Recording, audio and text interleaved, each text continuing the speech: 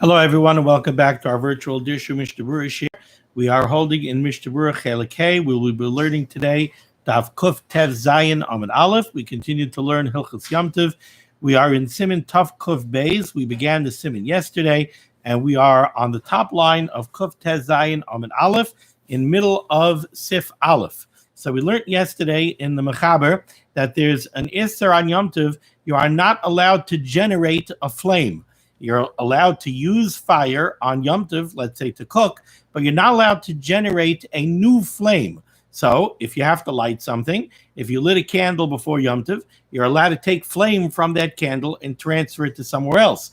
But if you need fire on Yom Tov, you are not allowed to take a match and scratch a match and start a new fire. That's being molid a new eish. You're not allowed to make a new fire.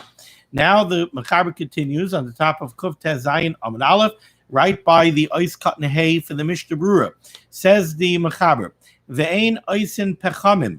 You're not allowed to make charcoal on Yom Tov. Now, how do you make charcoal? Well, let's take a look at the Mishnah Berurah here at Sif Katan Hay. Ve'ein oisin pechamim. You're not allowed to make charcoal. Hatam, the reason for this is, first of all, the kli litzarfei zahav.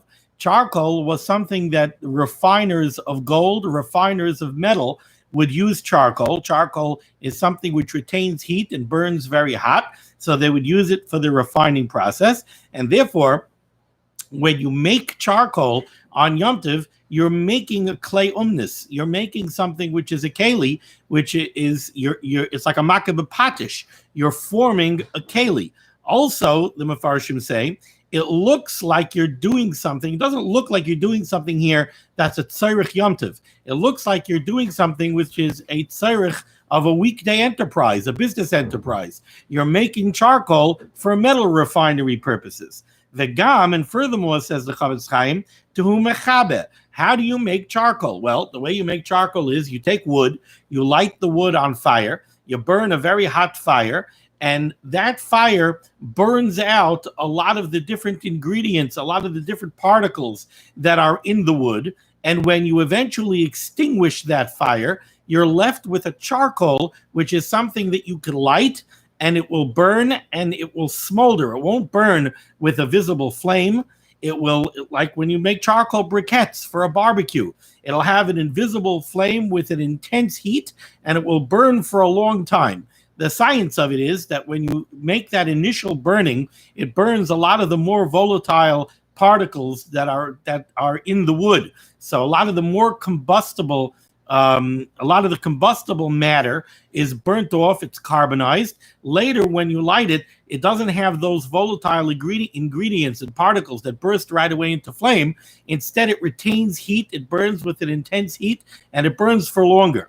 But in order to make the charcoal, you have to extinguish the initial fire. So you're going to take wood, you're going to light up wood, and then you're going to extinguish it at the appropriate point in the burning process to create charcoal. So here we have, the Chavetz Chaim says, there are two problems in making coals. One is, it looks like you're making something which is used by metal refiners. So you're creating a keli, you're creating charcoal. It also has that uvda d'chayil component. It looks like you're engaging in a commercial weekday type enterprise. And also, there's the malacha of kivui. And we know that the malacha of kivui, like the Mishnah Berurah is going to discuss a little bit further in this siman, the malacha of kivui, the act of extinguishing a fire, could be mutter on Yom Tov if it's done l'tzarech eichel nefesh. If while you're cooking, you need to lower a flame as part of the cooking process, you're allowed to do that with l'tzarech eichel nefesh. But over here, to extinguish a fire in order to make charcoal, that's not l'tzarech eichel nefesh. Even if you're extinguishing the fire to make the charcoal, because you're going to cook something later, and that type of cooking is going to require charcoal, that's also not called tzarech eichel nefesh. If anything, maybe that would be machshirei eichel nefesh, and then it would be a whole question. It's something that you should have done before Yom Tov, if you could have done it before Yom Tov. Okay. Continues the Mechaber on the top line, right by the Ois Katan Vav from the Mishnah Berurah. Says the Mechaber, Ve'ein noivchen b'mapuach. You're not allowed to blow on a fire using a mapuach, using a bellows. Ella b'shvei Rather, if you need to blow air onto the fire in order to increase the heat or in order to increase the flame, you should use a tube, and you should blow with a tube. You should not use a bellows. Why not? Says the Mishnah Berurah, nice cut vav. Ve'ein noifchid b'mapuach. You cannot blow on the fire using a bellows. Says the Mishnah Berurah, mishum shedoima l'maleches uman. Because when you use a bellows, you look like a professional. You go to a blacksmith of old, the blacksmith would have a very hot fire burning, and when he needed to increase the heat of the fire, he took a bellows and he blew with a bellows. So when you start using a fire with a bellows, now again it looks like you're engaging in commercial, professional activity, and that's not something that you do on Yom Tov. So you're not allowed to use a bellows.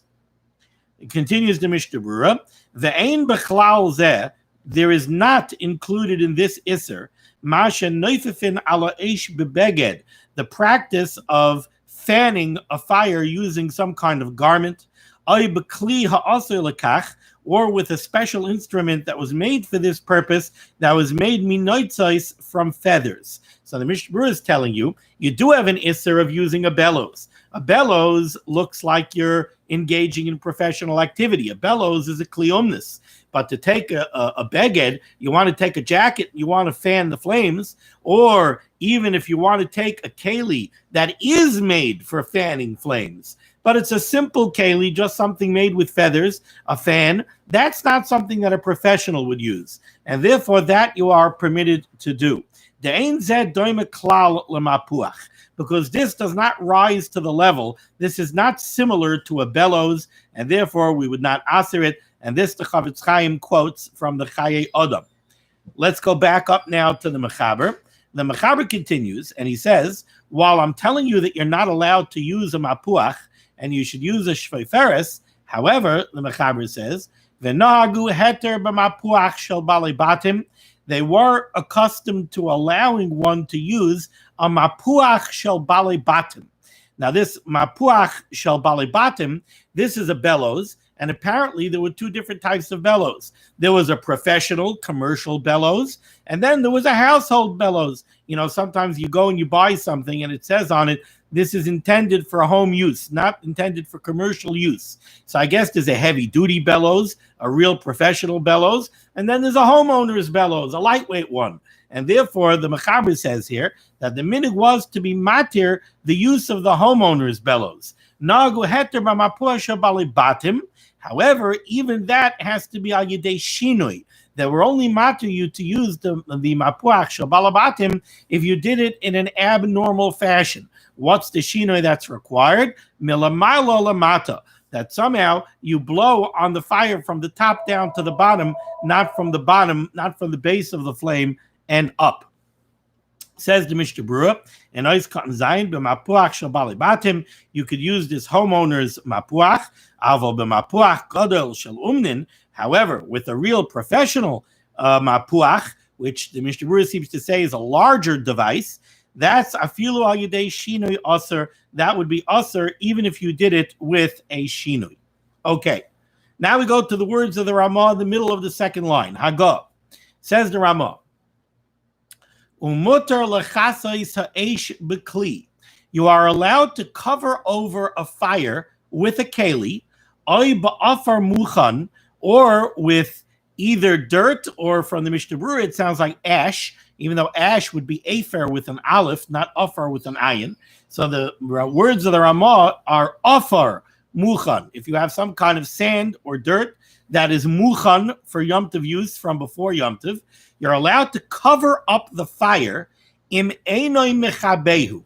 If it's not going to be a psik resha, that by doing the covering that you're doing, you're going to extinguish the flame. Now, we're going to see in the Mishnah Berurah that what's at work here what's at play over here is you have a fire, and you need this fire l'tzarech Yom Tov. You need this fire for your cooking activities on Yom Tov. Now, you have a fire going, and you're afraid if the fire keeps on going full force, it's going to burn itself out, and then later on Yom Tov, when you need a fire, you're not going to have a fire. So what you want to do is you want to cover up the fire in such a manner that it's going to slow down the burning process, and you're going to still have a fire later. Now, Kibui, extinguishing a fire, is also on Yom Tov. You're not allowed to extinguish a fire totally on Yom Tov. You're allowed to lower a flame if you're doing it l'tzarech eichel nefesh, but that's what the question over here is.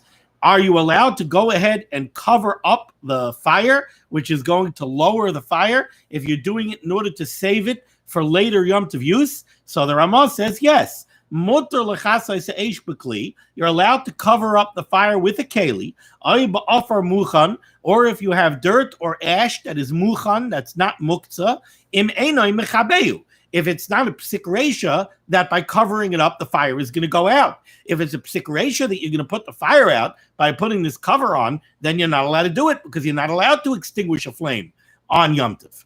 Let's go right away into the Mishnah Berurah. It says the Mishnah Berurah is cut in ches. It's mutter lechasais ha'esh, to cover up the fire. Explains the Mishnah Berurah.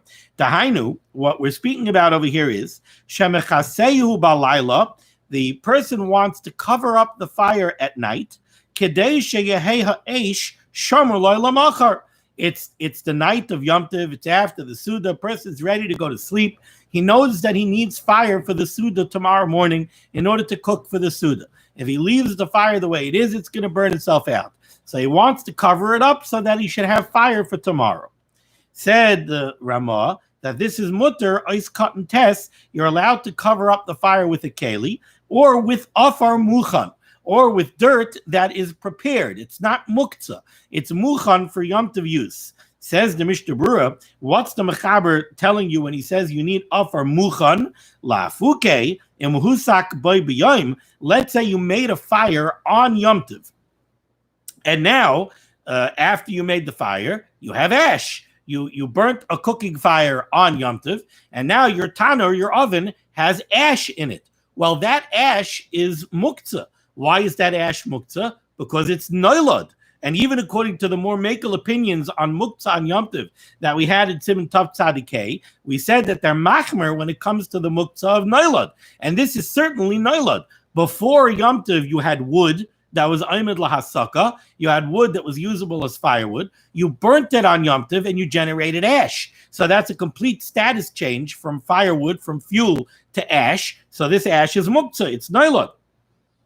So la'afukeim husak bay b'yom, if you made a fire on Yom Tov, v'hu tzainain, and the ash is already cold, d'hu muktzah. The cold ash is muktzah because of noilad.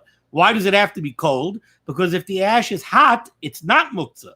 If the ash is hot, you could still continue using it. It's not noilad now. It's not pshat that it was wood and now you're using it as ash. It was fuel for a cooking fire, and you could still take an egg and stick it into this ash and roast it. So that's a continuation of its original usage. So it's not muktzah. It's still roi for that use.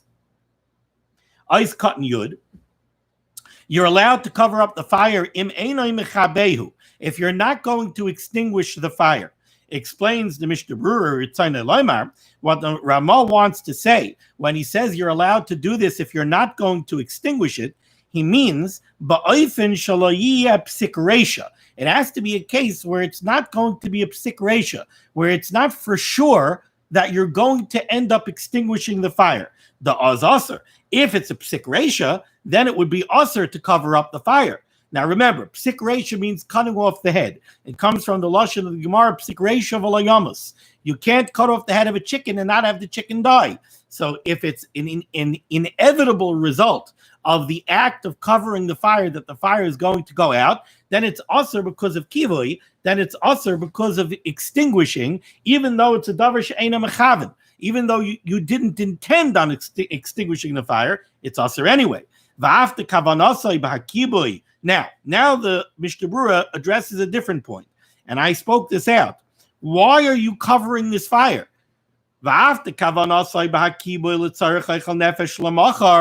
Even though in reality, why are you covering up this fire? You're covering up the fire because you want to make sure that you're going to have fire for later on Yom Tov. For what purpose? For cooking. So in that case, isn't the kibui that you're doing now with tzarech eichel nefesh? You're doing it to protect the fire for later. And when kibui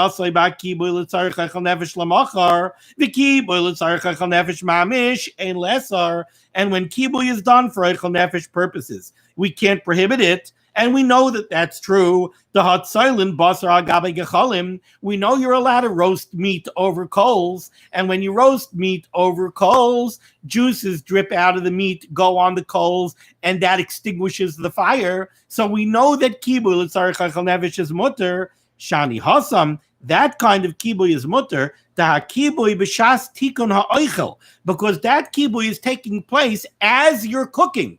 During the time of the cooking itself, that's when the kibui is taking place. Masha ein ken hacha. Contrast that to this case over here, where you're covering up a fire at night before you go to sleep because you want to make sure that you have fire for tomorrow morning. To harbe mikaidim. That's taking place. The kibui, the lessening of the fire that you're doing now. And if it's a psik ratio, you might put the fire out actually. But that kibui, even though you're doing it l'tzarich hachal nefesh to make sure that you should have fire for tomorrow, but there's a long time between now and tomorrow. We can't call that kibui l'tzarich hachal nefesh.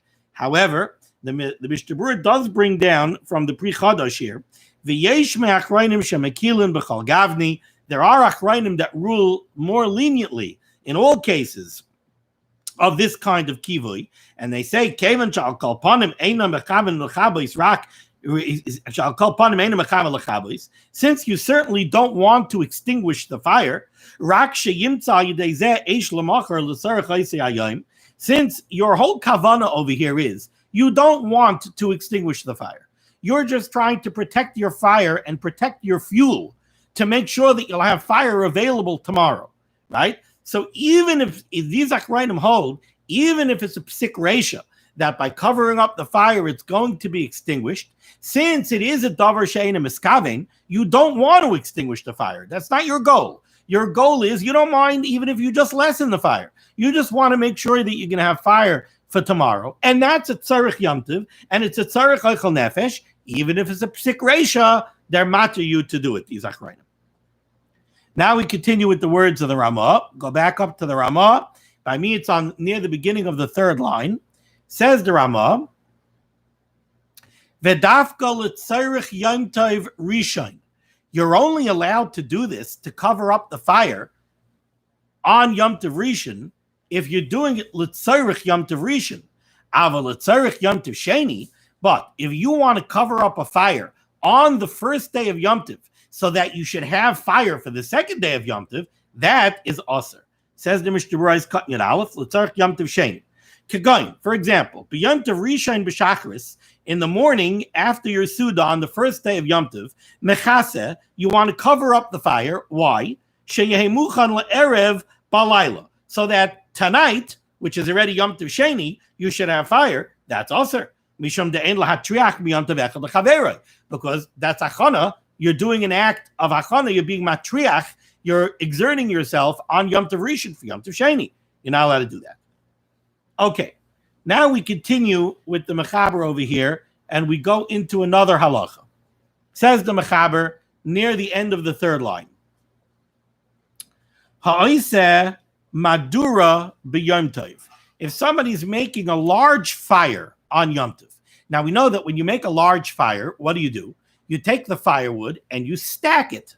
And the normal way that they would do this, and we know even nowadays, those of us who remember from our camp days, when you make a big fire, you make a pyramid. So what they would do is they would stack wood, kind of like they would make 4 walls all around with air space in the middle, and then they would put a roof on top of wood. So they would actually build like a tower that had 4 walls. It was hollow on the inside, and it had a roof above. Well, guess what? That looks very much like the malacha of binyan. It looks like you're building a structure. You have 4 walls, you have a roof, and you have airspace, protected airspace inside. Now, binyan is a malacha that's asar on Yom Tov. If you're building a binyan kavua, if you're building a permanent structure, that's an issa daraisa. A binyan aroi is an issa darabanan. Now, over here, you're doing this, but you're doing it l'tzarich Yom Tov, you're doing it l'tzarich hachal nefesh. So over here, says the Mechaber like this. Ha'isa madura b'Yom Tov, somebody who's making like a bonfire on Yom Tov, kishehu oirech es ha'etzim, when he arranges the wood, einoi maniach zeh al zeh ad sheyesader hama'arocha. He should not place one piece of wood on top of another piece of wood and erect this structure that I described until he has a complete structure with a roof on top. He should not do that. Because that looks like the malacha of baina. Now, it's a davar she'eino miskaven. He has no intent on building a binyan. That's not what he's doing. He's not building a structure where he's going to use the interior of the structure. Not at all. It's also not a binyan kavua. He's burning it down. But it's nireh kibinyan. It looks like the malacha that's an issa d'rabbanan of building a binyan aray. Memnei nireh kibaina. So you don't do this on Yom Tov. Ella, what should he do? So the Mechaber gives you two choices. Ella, either he should just throw the firewood onto the stack in a mumble jumble. He shouldn't build a structure at all. Or he could build this structure if he does it with a shinui. If he does it in an atypical manner. How should he do it? Describes the Mechaber. Ketzad, how should he do it? Maniach eitz lamaila. First, he should hold up the wood that's going to go on top. Maniach eitz lamaila, umaniach achar tachtav, and basically he's going to build it from the top down. Now, exactly how you're going to build it from the top down and how you're going to support it, etc., I don't know. I assume if you're doing a small one, all you have to do is hold the top piece and then with your other hand put in the bottom pieces, which we're going to see the same halacha by a pot.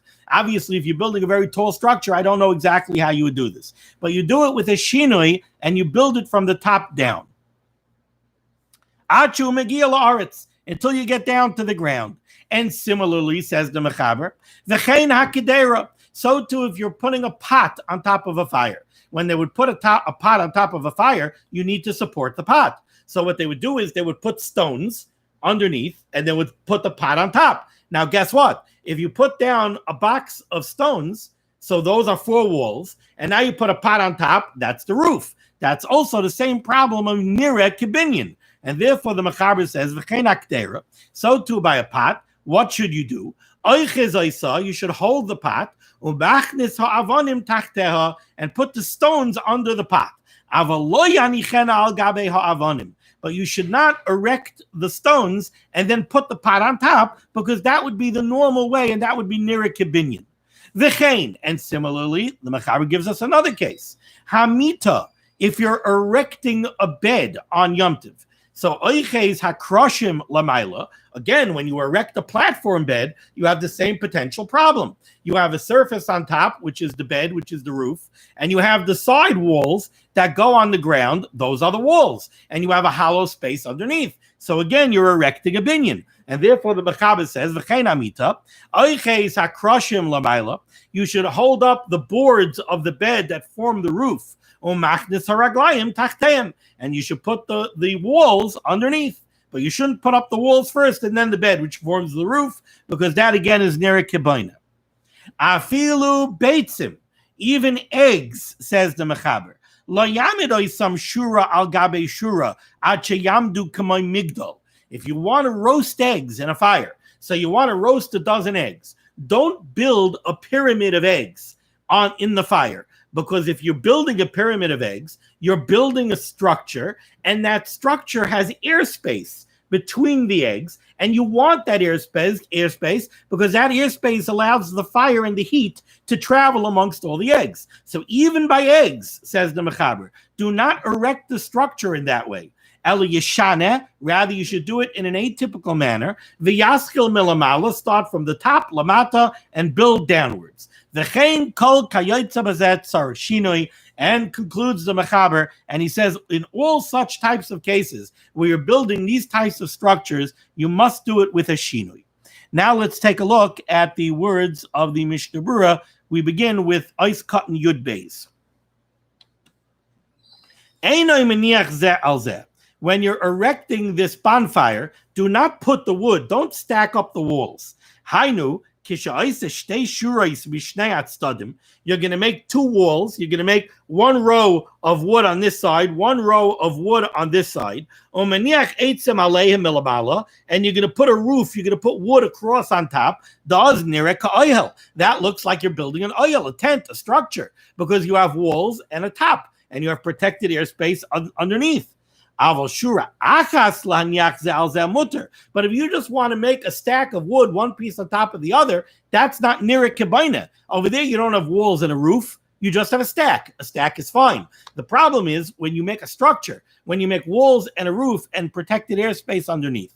Now, the Chavetz Chaim over here says shtei shuros. He uses the lashon here of 2 walls. I think I saw in the Pri Megadim that there's a problem only when you have 4 walls.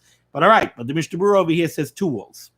Ice cut in Yud Gimel. The problem over here is mipnei shenireh kebaina. It looks like you're making a binyan, like you're building a structure. Says the Mishnah Berurah, Dafka, this Isser only applies in Misader Gama Shurais Sheminat Stadin B'Yom Tov. This is only a problem when you're erecting the walls and the roof on Yom Tov. Avalim Hayu Musudarim Min Ba'od Yom. But if you had the walls already erected from before Yom Tov, Mutar Lahaniach Eitzam Aleim Milamala, then you're allowed to put up the top wood that forms the roof on Yom Tov. Now you'll ask me, why is that? You're making the oil on Yom Tov. It seems that the reason is because that's not nirek kebaina. When you build the whole structure on Yom Tov, somebody's watching you. Your mamish building a structure. If the structure was already there and you just take 2 planks of wood and you plop it on top, that's not nirek kebaina. And let's remember, we're not really concerned about this because it's a binyan aroi, which is an issa d'Rabbanan, and it's a davar she'eino miskaven. You have no kavanah to build a structure, and you're doing it l'tzarech Yom Tov and l'tzarech hechal nefesh. The whole problem over here is nirek kebaina. So if you're doing something that's not really nirek kebaina, we don't have a problem. Ice continue dalid. Al gabe ha'avonim. When you're putting up the pot on the fire to warm it up, you don't erect the stones and then put the pot on top. Al gabe ha'avonim. Hainu kishesidran hayom. Again, the Mishnah Berurah points out, the only problem of putting the pot on the stones is if the stones and the pot are both going on today on Yom Tov. But if you had this cooking area set up already from before Yom Tov, so you have the stones already there, and now you want to put the pot on top of the stones, you're allowed to put the pot on top of the stones, the same way you're allowed to put the wood roof on top of the wooden walls if the wooden walls were already erected before Yom Tov. Because again, the chanal, like we saw earlier, that's not called nirek kebaina. Ice cotton tezvav, shura al gabe shura. You're not allowed to erect this structure, putting one row of wood on top of another row of wood. Mashma, from the words of the Achrayim, it is implied. According to what we're going to see later on in the words of the Ramah, the Einoi Osir, that this whole problem of binyan is not Osir. Only if you have a usage out of the hollow space underneath. Hachinami gabe beitzim. So too, if you're stacking up the eggs, ein lesar, there's no reason to prohibit it. Elikishamaniach achas al gabe shtayim. Only when you're building a pyramid of the eggs, v'yesh avir, and there's airspace in between, kedei lahaniach eish beinehen, so that fire should travel between the eggs. Let's slice on kulan yachad, so that all the eggs in the pyramid should get roasted at one time. But if somehow you would be building this pyramid of eggs and there's no airspace inside, so then according to the Ramah later, that wouldn't be a problem. Ois cotton tez zayin, we didn't do yet. So now we continue. Let's go back up to the Shulchan Aruch, and we start with the words of the Ramah. By me, it's 1, 2, 3, 4, 5 lines off the bottom, near the beginning of the line. Haga. The Ramah gives us another couple of cases where we could have this nirek kebaina problem. The chen shulchan, so to a table. Let's say you have a table where it's not just a surface and then legs at the 4 corners. It's a surface and there are walls that go underneath the table down to the ground. So over there also, if you have a table that actually has walls that go down to the ground, if you want to erect this table on Yom Tov, you have to do it in an abnormal way, in an atypical manner. I guess you would have to hold up the tabletop and then put the walls underneath. You can't put up the walls and then put up the top. That would be nirek kebaina. But you could set up our types of tables, al raglov, when you're just putting the tabletop on top of 4 legs. And over here you have no binyan issue because there's no walls. V'yeshayimrim, and there are those that say that afilu magia la'aretz, even in the case where you do have walls that go down to the ground, calls man she'enoi tzarich la'avir shel tachtav. If you have no usage for the airspace that's under the table, then chari, then it's mutter. So if you would have a table, let's say, which is a tabletop and 4 walls that go all the way down to the ground, you're not putting your legs under there because there's walls. Your knees bump into the walls. The airspace, the hollow space that's inside the pedestal that's holding up the table, you have no use for. You're not using it. So there are those that say, says the Ramah, if you have no use for the hollow space that you're being mahil over, that's being protected by this binyan, then there's no possible isser. That's not a binyan at all. A binyan is to create a shelter, to create sheltered area for use underneath. But over here, you're not using that area. Says the Mishnah Berurah is cut in Tezayin. Sheyesh loy defanos. If you have a table that has walls, the ilavachi, if there's no walls, there's just legs at the 4 corners. Ein shamayel al zebulay mechitzos. That does not constitute an oil. You don't have an oil without walls. An oil has to have walls. Ice cotton yud zayin. The words of the Ramah was that the walls have to reach the ground. Hamagias la'aretz, says the Mishnah Berurah. Ukishamagia pachis mishleisha tvakim samach la'aretz. Even if the walls don't mamish reach the ground, they just get within 3 tvakim of the ground. That's the shear of lavud. Das haBeis Yosef, the kalavud dummy. The Beis Yosef says we employ lavud, and it would be as if it's touching the ground, and it would be aser. V'chein masik hamagen Avram lahachmir bazeh. V'yeshayimrim is cut in Yudches. The Ramah said, however, there is an opinion that says, V'yeshayimrim da'afila magia la'aretz, even if the table does have walls underneath that reach the ground, it's still mutter if you have no use of the protected airspace. Ayin la'el b'simin shin tezvav siv gimel v'siv zayin u'v'mishnah Berurah. Now we go to Sif Beis. Aguda shel eitzim shehut laga b'medura. Let's say you have a bundle of wood. So let's say you have a bundle of twigs, of small branches that are tied together. It's all bundled up.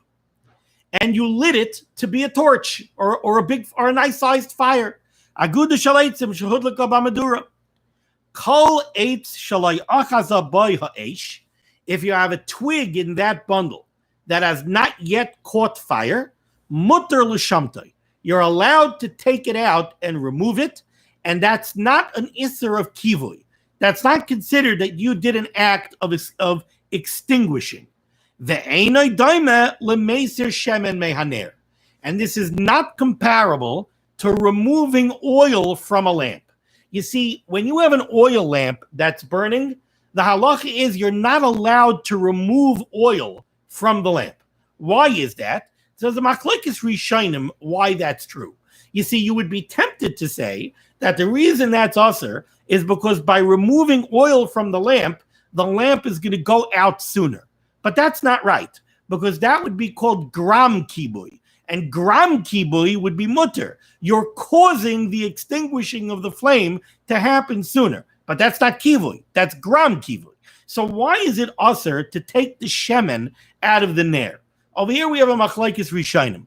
To put it simply, it's not simple, but to put it simply, from Tosfos it would seem that the isser is, Tosfos seems to say that the facts are, when you take oil out of a lamp, so the lamp had a lot of oil, and now the lamp has a little oil, that act of removing oil from the lamp causes the flame to go down a little bit, and it causes the light of the lamp to decrease a little bit. Whether it's something that only happens for a moment or what, I'm not sure, but that's what Tosfos seems to say. And Tosfos says, therefore, to remove oil from a lamp is an act of kivui. The Rush seems to say something different. The Rush seems to say that the problem with removing oil from a lamp is, even though it would seem to be only gram kibui, even though causing the flame to go out earlier seems to be gram kibui, it's only causative, it's making it go out sooner, and therefore it should be mutter. Yet the Rush says, when you do something which constitutes gram kibui with the thing itself that's burning, that's usher. And over here, the shemen, all of the shemen is connected. It's not individual pieces of shemen. All of the shemen that's in the bowl of the lamp, through to the shemen that's burning in the wick, it's all connected. So if you do an act of kram kibui with the item itself that's burning, the Rosh says that that's usher. And that's why by a shemen in a lamp, says the Rosh, you're not allowed to take shemen out of the lamp. But over here, the Mechaber says, both according to Tosfos and according to the Rosh, taking a twig that's not yet lit is not the same. Why? According to Tosfos, the Mechaber holds, when you take a twig that didn't catch fire, so you have a bundle of 100 twigs, 50 of them are burning. This one over here is not burning. When you pull that twig out, you're not lessening the fire in any way, you're not lessening the light in any way. So you're allowed to do that. And according to the Rosh, you're doing gram kibui by pulling out a twig. Right now, the fire was able to burn for an hour. By burning out a twig, it's going to burn for 59 minutes. So by a lamp, that's an act of gram kibui, which is usher, because all of the oil is connected. But over here, it's a separate twig. Even if it's tied in a bundle, it's still a separate twig. It's not connected to the other twigs. So for these reasons, says the Mechaber, you have this bundle of wood that's burning. If there's a piece of wood that did not yet catch fire, you're allowed to burn it, to pull it out. Says the Mishnah Berurah, nice cut and good test. Aguda. Kol eit shaloi achaza. As long as there's a twig that did not yet catch fire, you're allowed to pull that twig out. Avalim achaza b'ya eish. But if a twig that did catch fire, also l'salkai, that you're not allowed to pull out. The bazeh, because by pulling that out, mimai ta'eish shalaguda kula. Now you're taking the item that's burning, it's this whole bundle, and you're pulling out a burning twig. So you're being mimayit the madura. You're lessening the fire. Kevin shagud and yachad. It's all one fire because it's all tied together. Avalim eina gud and yachad. If, according to the Mechaber, if these twigs would not be tied together, then afilu oisan she'achazah b'hena eish b'tul l'salkam. If you just had 50 twigs that are not stuck together, then even a twig that's burning, the Mechaber says you're allowed to pull out, because that's not considered that you're being memayit the eish of the madura. It's not considered one madura. If it's tied together, it's one madura. You pull out a burning stick, you lessen the fire of the madura. But if it's 50 individual sticks and you pull out one stick, that's not called that you were memayit a madura. It's not considered one unified madura. Vedas haRamah. You know what? We're not going to pick up the Ramah now. We're going to start with the Ramah tomorrow because the Ramah is a little bit complicated. So I'm going to stop in middle of this Mishnah Berurah is cutting Yud Tes, and we will pick up tomorrow Mirtz Hashem with the words of the Ramah. Thank you so much for joining me for limud HaTorah. The schus of limud HaTorah should stand Gans Klal Yisrael in good stead. The Rebbeinu Shalom should send Yeshuas Refuas and Parnasa to all of those in need. The Rebbeinu Shalom should take care of everyone. The Rebbeinu Shalom should give us simchas, and we should be zeicha to the Bias Gal Tzedek B'Meher V'Yameinu. Be well.